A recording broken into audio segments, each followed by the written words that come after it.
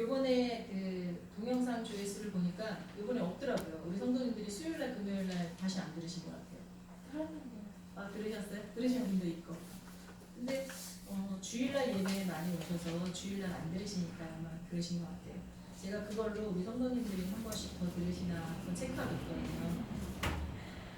길과 진리와 생명 되시는 주님을 늘 바라보고 그분을 따라 사는 삶으로 승리하시기 바랍니다. 아멘. 네, 오늘 본문 말씀은 에베소서 4장 1절 말씀을 보도록 하겠습니다. 에베소서 4장 1절입니다.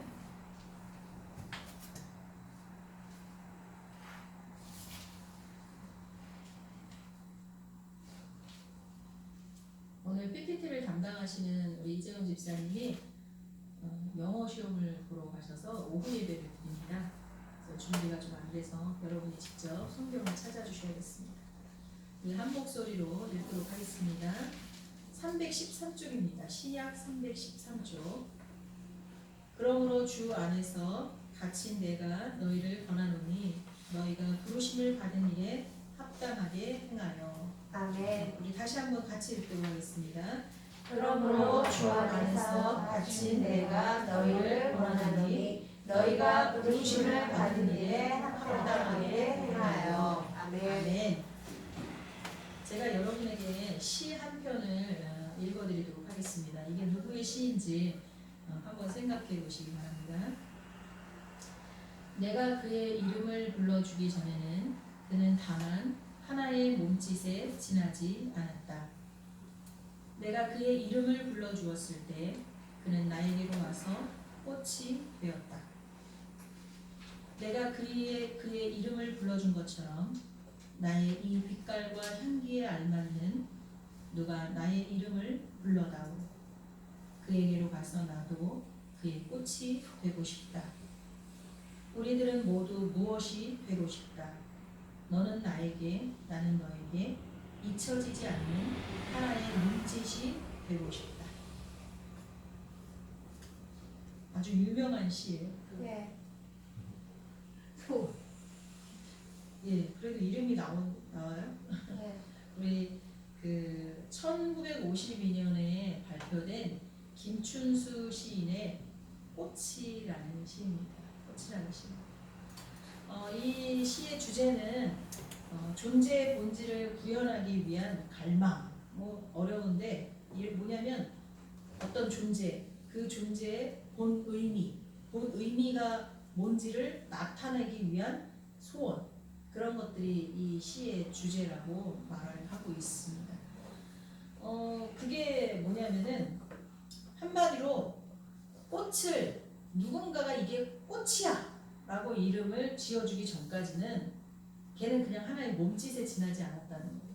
근데 이게 꽃이야 라고 누군가 명명, 이름을 붙여주니까 얘가 그때서야 드디어 꽃이 되었다라는 것입니다. 그것처럼 우리도 우리로 명명하신, 이름 주신 분이 있기 때문에 우리라는 거예요. 그게 뭐냐면 장금옥, 권진이, 유미애 이런 식으로 이렇게 이름을 딱 불러주고 어떤 인격체로서 딱 이름을 붙여주니까 그때서야 내가 되는 거죠. 그렇죠? 또는 그리스도인, 성도, 하나님의 자녀, 엄마, 목사 이런 식으로 이름을 붙여주니까 나는 내 직책의 목사가 되고요. 그리고 집사님들은 역할자로서 엄마의 역할을 하는 엄마가 되는 거고, 이런 식으로 누군가가 그 역할에 맞게 이름을 붙여주니까 그게 되는 거예요. 아멘. 근데 그 누군가가 누구실까요? 아버지. 하나님이시죠. 우리 아버지 하나님께서. 하나님께서 나를 하나님의 자녀라고 우리를 이름 붙여주시니까 우리가 하나님의 자녀가 되고 그리스도인이 되고 성도가 되는 것인 줄 믿습니다. 아멘. 여기 보면 이 시인이 말하고 있는 이 내용 중에 이런 구절이 있어요. 우리는 모두 무엇이 되고 싶다. 아멘. 우리는 모두 무엇이 되고 싶다. 할렐루야. 여러분 뭐가 되고 싶습니까? 아버지에게 기쁨이 되는 자라. 네, 아버지에게 기쁨이 되는 자녀. 무엇이 되고 싶었던 우리에게 무엇이 되도록 이름을 붙여주시는 거, 그게 바로 소명입니다. 소명. 이 시인은 신앙을 노래한 것은 아니지만요, 우리의 영적 갈증을, 근원적인 영적 갈증을 이 시에 잘 표현했다고 우리가 볼 수 있습니다. 아멘. 오늘 본문에 보면 그러므로 주 안에서 갇힌 내가 너희에게 권하노니 너희가 부르심을 받은 일에 합당하게 행하여, 이렇게 표현되어 있습니다. 그래서 부르심, 그게 바로 소명, 콜링입니다. 아멘. 이 소명이란 하나님께서 하나님의 거룩하심을 나타내시기 위해서 자녀들을 부른 것, 그게 콜링이에요. 그걸 소명이라고 합니다. 이 소명을 정확하게 인식하는 것을 소명의식, 소명의식이라고 합니다. 아, 하나님께서 나를 불렀어. 뭘로? 그리스도인으로. 하나님께서 나를 불렀어. 내 가정에서 엄마 역할을 하도록. 하나님께서 나를 불렀어. 지성교회에서 집사로 봉사하도록. 이렇게 내가 어떤 자리에 있던지 간에 그곳이 하나님께서 나를 불러서 세우신 곳이다 라는 것을 의식하는, 인식하는 게 바로 소명의식. 아멘. 근데 이 소명과 같이 우리가 이렇게 짬뽕해서 이렇게 섞어서 쓰는 말이 사명이거든요. 그럼 소명과 사명은 어떻게 다를까요? 난 사명감이 있어. 나는 소명의식이 있어. 헷갈리지 않습니까? 소명은 부름받았다는 의식이고요. 사명은 보내졌다는 생각입니다. 그러니까 그게 사실 섞어서 쓰는 이유가요. 내가 영국으로 선교사로 보내졌어. 그러면 여기서 볼 때는 그렇게 보내진 거잖아요. 그쪽으로. 근데 그쪽에서 내가 지금 영국에 선교사로 딱 왔어. 그러면 그 입장에서는 뭐예요? 하나님께서 이 선교사로 지금 나를 부르신 거잖아요. 그래서 이게 사실 이 두 가지를 같이 이렇게 섞어서 사용을 하고 있습니다. 사명이란 보내어진 것, 소명이란 하나님의 부름받, 이것을 이야기하고 있습니다. 이 소명의 단계를 보면 2단계를 볼 수가 있는데요. 먼저 1단계는요. 일반적인 부르심이라고 그러는데 우리를 그리스도인으로 부르셔서 하나님의 자녀 삼아 주신 것이 소명의 2단계입니다. 여러분은 하나님께서 다 부르셔서 하나님의 자녀가 된 줄 믿습니다. 아멘. 네. 근데 사실은요, 우리가 아담과 하와 때부터 타락을 해가지고요, 우리가 하나님을 똑바로 인식할 수가 없어요. 우리의 힘으로는. 하나님이 누구신지를 정확하게 우리가 알 수 없어요. 우리 힘으로는. 그리고 설사 하나님을 안다고 해도요, 우리가 하나님을 아는 그 지식이 우리를 구원에 이르게 하지는 못해요. 아멘. 이게 성경에 어떻게 표현되어 있냐면 로마서 1장 21절에 하나님을 알되 하나님을 영화롭게도 아니하며 감사하지도 아니하고 오히려 그 생각이 허망하여지며 미련한 마음이 어두워졌나니. 그러니까 하나님을 아는데 하나님을 똑바로 제대로 아는 게 아니기 때문에 하나님을 영화롭게도 못하고 감사하지도 못하고 오히려 엉뚱한 생각들이 들어서 마음이 어떻게 돼요? 미련해진다. 그러니까 타락한 우리는 하나님을 우리의 힘으로 제대로 할 수 없어요. 그래서 어떻게 하느냐?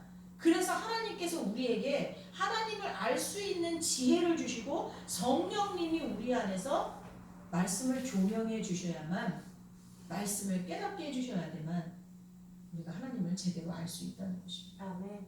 그 성경에 이렇게 표현되어 있습니다. 에베소서 1장 17절에 우리 주 예수 그리스도의 하나님 영광의 아버지께서 지혜와 계시의 영을 너희에게 주사 하나님을 알게 하시고. 아멘. 예, 하나님께서 지혜를 주시고 계시의 영이 뭐예요? 성령이잖아요.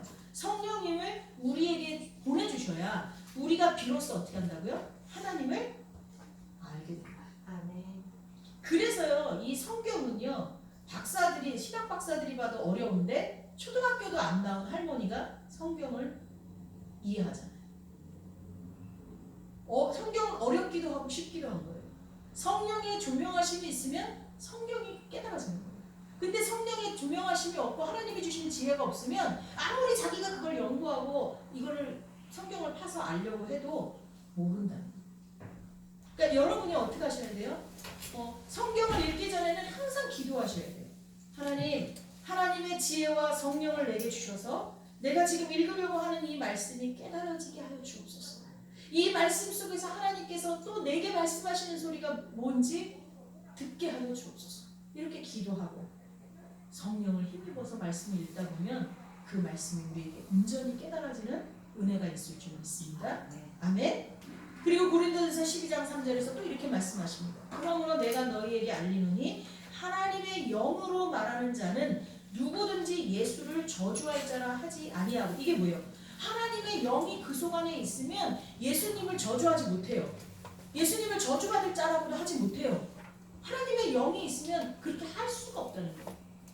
반대로 또 성령으로 아니하고는, 하나님의 영이 내 안에 없고는 누구든지 예수를 주시라 할 수 없느니라. 성령이 그 안에 없는 사람은 예수님을 주인으로 고백할 수가 없다는 거예요.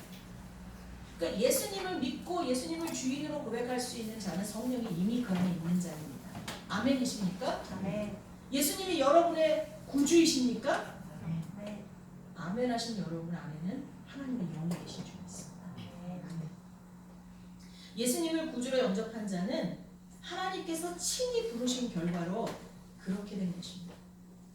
구원받은 백성에게 임한 첫 번째 소명을 일반적 부르심이라고 하는데, 이게 바로 우리를 하나님께서 하나님의 자녀로 불러주신 것을 말씀하고 있습니다. 아멘. 2단계의 부르심은요, 2단계 소명은 개별적 부르심입니다. 우리를 다 같이 이렇게 불러서 하나님의 자녀 삼아주셨잖아요. 근데 또 각각의 부르심이 있어요.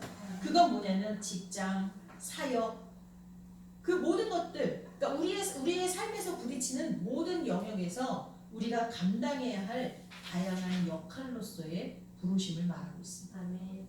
그리스도인은 어떠한 곳에서 어떤 일을 하던 간에 결국 하나님께서 맡겨주시는 소명의 현장임을 받아들여야 됩니다.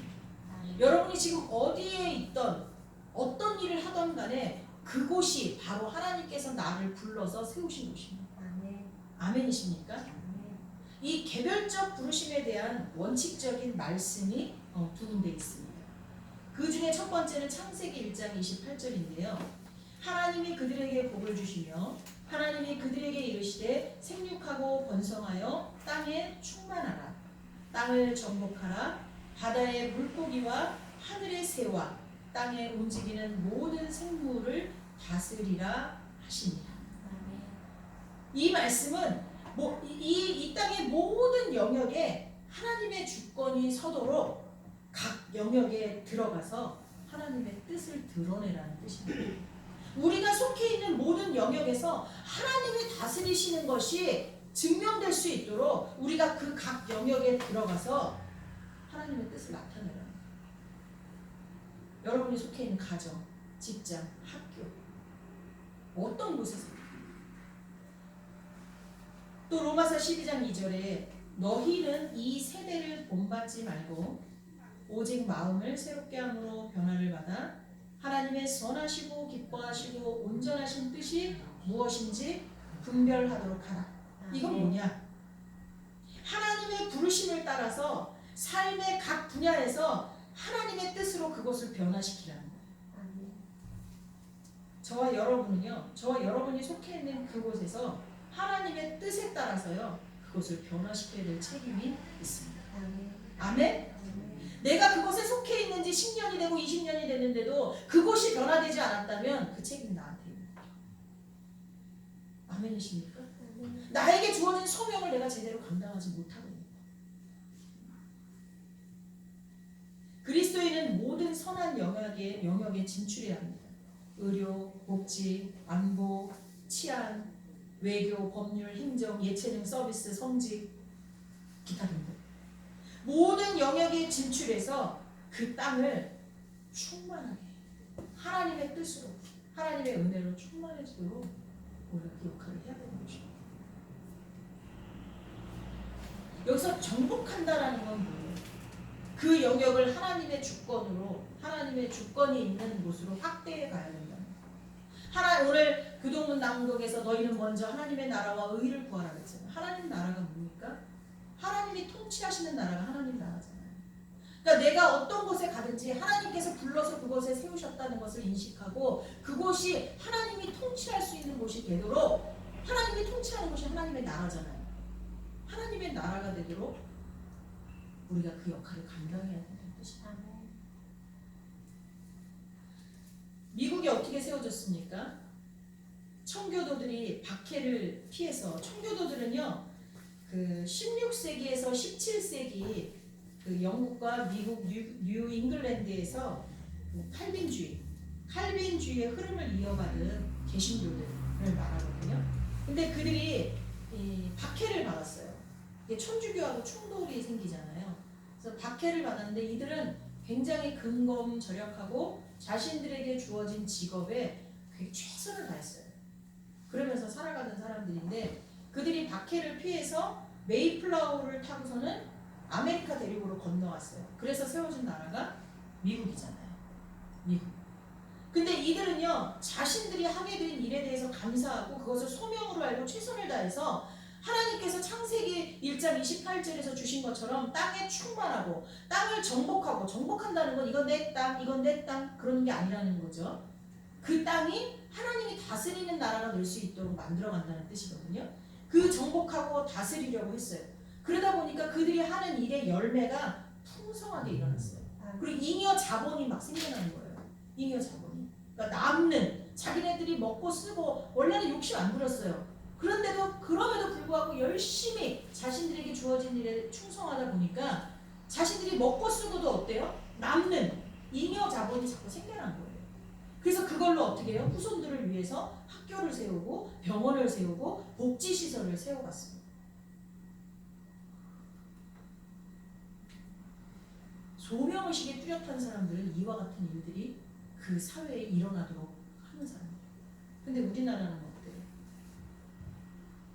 부자인 그리스도인이나 가난한 그리스도인이나 다 누구를 위해 살아요? 나를 위해 살아요. 노블레스 오블리주 같은 게 일어나지가 않아요. 하나님이 많이 주시면 그게 나보다 어려운 자들에게 베풀라고 주신 것이라는 생각이 별로 없어요. 세상 사람들이 그런 건 이해가 돼요. 우리는 예수님을 믿기 전에 우리는 타락한 본성을 가지고 있기 때문에 먹음직도 하고 보암직도 하고 그러니까 자꾸 가지려고 하는 그런 본능이 우리 안에 있거든요. 그래서 세상 사람들이 그런 건 이해가 돼요. 근데 하나님을 믿는 사람, 거듭난 사람, 내가 하나님의 자녀라고 이름 붙여진 사람들조차도 똑같이 그렇게 산다는 거예요. 오늘날 한국의 기독교의 모습이에요. 그렇기 때문에 한국의 기독교가 사회에 영향력을 주지를 못하는 거예요. 그동안 한국의 기독교가 헌금이 들어오고 뭔가 들어오면 자꾸 내 몸을 불리는 데만 사용을 했어요. 그것을 자꾸 다른 어렵고 힘든 사람들에게 퍼주는 일에 쓰지 못했어요.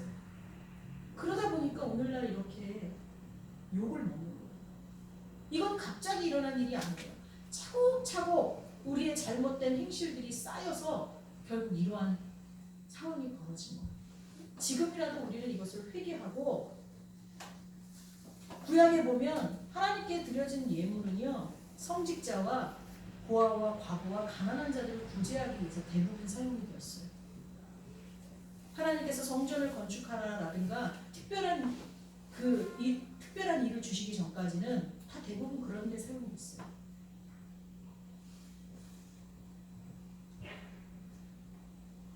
멀리 생각할 필요도 없이 지금 나의 모습은 어떤지, 지금 내가 하고 있는 일들, 나에게 주어진 역할들을 내가 소명으로 의식하고 그것을 변화시키는 사람이 되고 있는지 우리가 생각해 볼 필요가 있다는 것입니다.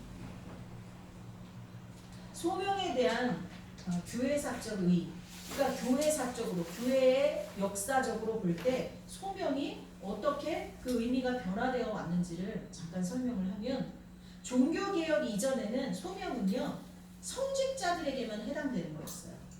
하나님께서 나를 부르셨어 이렇게 생각하는 부류는 성직자만 그렇게 가능했어요. 그래서 성직이 아닌 영역은 세속적인 영역이고 그곳에서의 일은 하나님의 일이 아니라고 생각했어요. 그러니까 소위 하나님께서 날 부르셨어. 그러면 다 뭐예요? 목사, 오늘날로 따지면 목사, 전도사, 뭐 이런 특수 사역자, 뭐 이런 사람들만 하나님 불렀다고 생각하고, 내가 다른 직종에서 일을 하거나 뭐 내가 주부로서 있거나 뭐 이런 모든 것들은 다 세상적인 거고 하나님하고 상관이 없다, 이렇게 생각을 했었어요. 그러나 마틴 루터에 의해서 종교 개혁이 일어나고 난 뒤에 소명이란 그런 게 아니구나, 그걸 깨닫게 됐어요. 그래서 성경에서 직업은 곧 소명이어야 함을 밝혀냈어요. 이게 직업 소명설이라고 합니다. 하나님은 모든 직종과 직업으로 우리를 부르셨어요. 그래서 어떤 직업을 갖게 되든 그것을 수행함에 있어서 하나님이 그곳에서 충만하고 다스리고 정복하라고 하시는 뜻에 우리가 순종해야 될 줄 믿습니다. 아멘. 소명으로 믿고 행하는 직업은 성직자하고 다를 바가 없습니다. 지금 여러분이 하고 있는 일들, 학생으로서, 직장인으로서, 또는 가정에서 주부로서, 남편으로서, 자녀로서 내가 하는 모든 역할과 일들이 하나님께서 불러서 지금 나에게 맡기신 거라고 생각하게 되면 그것은 성직이랑 다름없다는 거예요. 아멘. 성직과 일반적인 모든 것들이 다 소명으로 믿고 행하면 같다는 거예요. 이게 뭐야? 이게 뭐냐면 만인 제사장주의라고 합니다. 아멘. 우리 성경에서 보면, 성경 베드로전서 2장 9절에서 보면, 그러나 너희는 택하신 족속이요 왕같은 제사장들이요 거룩한 나라요 그의 소유가 된 백성이니 이는 너희를 어두운 데서 불러내어 그의 기이한 빛에 들어가게 하시니에 아름다운 덕을 선포하게 하려 하십니다. 아멘. 우리는 다 제사장이에요. 어떤 역할을 하는? 하나님의 덕을 선포하는 그런 제사장들인 줄 믿습니다. 아멘. 근데 그걸 어디서? 하나님이 부르시는 곳에서. 하나님이 부르시는 곳에서. 종교개혁을 통해서 소명이 성경 본래의 의미로 해석되기 시작했습니다. 그리스도인은 누구든지 하나님의 부르심을 받은 제사장이며 하나님의 명령대로 충만하고 다스리고 정복하고자 하면 그 영역 가운데서 하나님이 함께 하시고 또 내게 주어진 그 소명의식으로 일하는 자들은 그곳이 어떤 곳이든 이 다음 두 가지를 꼭 기억해야 합니다. 여러분, 말씀을 통해서 내가 지금 있는 이곳이 하나님이 부르신 곳이구나, 내가 하고 있는 이 일이 하나님께서 내게 맡기신 것이구나 라는 그런 생각이 들었다면 이 두 가지를 유념하시기 바랍니다. 그 첫째는 뭐냐면 고린도전서 10장 11절 그런즉 너희가 먹든지 마시든지 무엇을 하든지 다 하나님의 영광을 위하여 하라. 즉 여러분과 제가 하고 있는 모든 일들이 하나님께 영광이 되는 거예요. 아멘. 하나님 망신시키는 일이면 안 돼요. 아멘. 한번 생각해 보세요. 여러분이 하고 있는 일 중에 하나님 망신시킬 만한 일들이 뭐가 있나요? 하나님의 이름을 땅에 떨어뜨릴 만한 일이 뭐가 있나? 끊으시기 바랍니다. 끊으시기 바랍니다. 두 번째, 골로새서 3장 23절 무슨 일을 하든지 마음을 다하여 주께 하듯 하고 사람에게 하듯 하지 말라. 아멘. 뭐냐? 무슨 일을 하든지 누구를 대하든지 하나님께 하듯이 주님을 대하듯이 하시기 바랍니다. 아멘. 이게 소명의식을 가진 사람들이 취할 태도입니다. 아멘.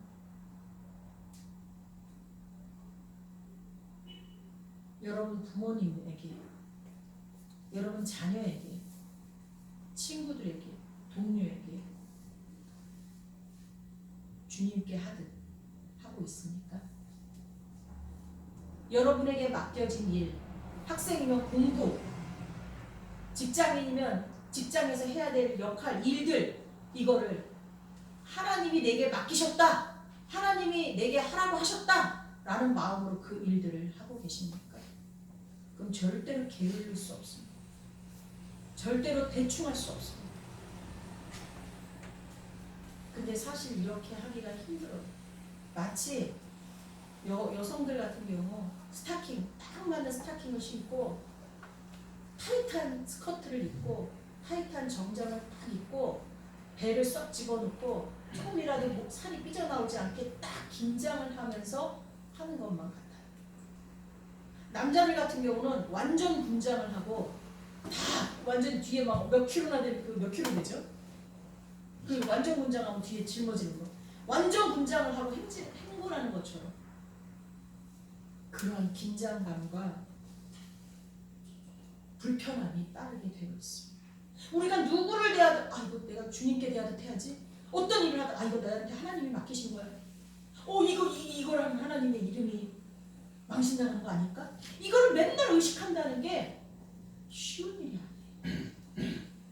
저도 압니다. 근데요, 이게 쉬워질 수 있는 방법이 딱 하나 있어요. 왜냐하면 우리는 이렇게 해야 되잖아요. 우리는 하나님 앞에 부름받아서 그리스도인이 됐고요. 그리스도인이 된 우리에게 각각의 임무를 맡기셔서 우리가 어디를 가든지 하나님의 덕을 선전하는 제사장들로 우리를 세워주셨잖아요. 그렇죠? 그러면 그런 사람이 반드시 취해야 될 자세가 뭐라 그랬어요? 무슨 일을 하든지 하나님께 영광이 되고 하나님의 높임을 받을 수 있게 해야 된다고 그랬잖아요. 그리고 무엇을 하든 누구를 대하든 주님께 대하듯 해야 된다고 했잖아요. 그럼 이건 안 할 수가 없는 일이잖아요. 근데 이거를 쉽게 할 수 있는 것이 한 가지 방법이 있다고요. 제가 물어봤는데요. 이렇게 위에서부터 아래까지 콜셋이라고 있어요. 꽉 몸을 조여주는 게 있거든요. 그것을 입고서는요. 잠잘 때도 입고 있는 사람도 있더라고요. 근데 뭐 보통은 잠잘 때 뺀다고 하는데 하루 종일 거의 8시간, 7, 8시간을 빼고 이걸 입고 있는 사람이 있어요. 숨막혀 죽지 않겠냐 그랬더니 처음에는 그렇대요. 얼마 동안. 근데요 그게 익숙해지면요 그걸 안 하면 헐렁하대요. 그걸 안 하면 뭐 이게 나 홀딱 벗고 있는 것 같은 느낌이 든대요. 그래서 그게 더 편해진대요. 그러니까 뭐예요? 편해질 때까지 하시면 돼요. 아멘이십니까? 네. 하나님이 내게 원하시는 그 일이 내 몸에 익어서 편해질 때까지 하시면 되는 줄 믿습니다. 아멘. 아멘. 네, 우리가 그동안 코로나 때문에 교육 예배를 쉬다가 오늘 다시 교육 예배를 드렸는데요. 이 뒷부분은 저희가 수요일 날 음성으로 녹음해서 올려드리겠고요. 다음부터 올해 이 3단계 섬기는 그리스도인을 마치고 나면 그리고 나면 저희가 이제 교육 예배로 따로 한 주를 정해서 드리지 않고요. 우리가 코로나 때문에 그 영상 녹화를 자꾸 해보니까 활용도가 높더라고요. 그래서 교육은 영상 녹화로 해서 주중에 올려드리도록 하겠습니다. 3단계 그리스도인까지만 마치고 그 다음부터는 여러분 교육을 그렇게 하면 좋겠다는 생각을 하게 됐습니다. 우리 기도하겠습니다. 사랑의 하나님 감사합니다. 우리를 불러주셔서 하나님의 자녀 삼아주신 것 너무나 감사합니다. 그리고 우리 각각에게 우리에게 주어진 재능과 또 능력에 따라서 역할을 맡겨주시고 또 사명을 주신 것 감사드립니다. 아멘. 우리가 있는 그 자리에서 주님께서 부르신 그곳에서 하나님의 영광을 나타내는 자들이 되게 하여 주옵소서. 아멘. 또한 누구를 대하든 어떤 일을 하든 하나님께서 맡기셨다는 의식을 가지고 또 주님께 대하듯 그렇게 행해가는 저희들 되게 하여 주옵소서. 아멘. 그게 우리의 몸에 익어서 그것이 더 편해질 때까지 지혜를 더하시고 성령으로 붙잡아 주옵소서. 아멘. 한 주간도 이 말씀 생각하며 승리하게 하여 주옵소서. 하나님이 내 앞에 있는 것처럼 호람대오의 삶을 살게 하여 주옵소서. 아멘. 예수님의 이름으로 기도하옵나이다. 아멘. 아멘.